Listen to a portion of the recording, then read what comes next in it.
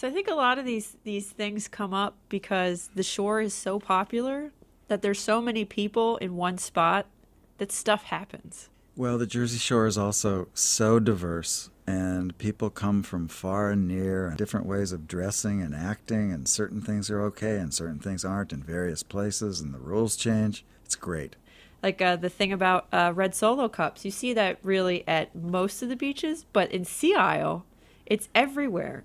But if you're holding a red Solo cup, I think we know exactly what you're doing. Well, what if it's a blue Solo cup? I don't know if you could buy them in bulk, and I think that people really want to save some money because the liquor is expensive on the island. See, that's the sort of thing that would not happen in Nantucket. No, I don't think so. Then you go to a place like Strathmere where there's no lifeguards, and it's pretty much an empty beach where I sit, and I was there on a weekday. There's nobody around, and this big family with the 3 umbrellas and the 2 coolers and the 5 blankets just sits right next to me. You know, when somebody does something that's that funny, all you do is just draw it. I mean, there's no Or I tweet there's it. no talent involved in illustrating it, frankly. Well, maybe your problem with the guy who parked too close to you was that you hadn't built a moat.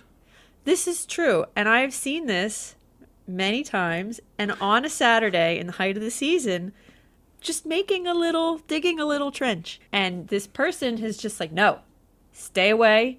This is my spot. Like, you're not king of the beach. Here's the thing about the spray-on suntan lotion. That stuff doesn't really work that well because it's so easy to miss. And it's so little suntan lotion for what you're paying. It's not that hard to figure out how wind works. Have you seen people launching Chinese lanterns? No.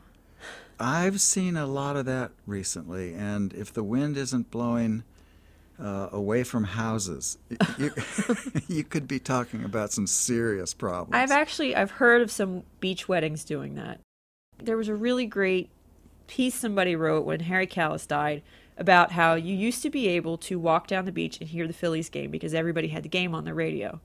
That's different than turning on whatever music you want very loudly, and then, the worst of all, you leave. It's so he can find his way back. Here's my thing about seagulls. You don't need to feed them. I have had a seagull break into my closed bag of potato chips and eat them all. The best advice I can give you is look around and consider everybody else.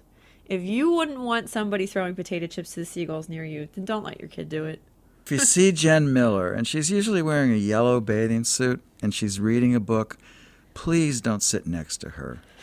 You'll end up in very deep trouble. You'll have to build a moat.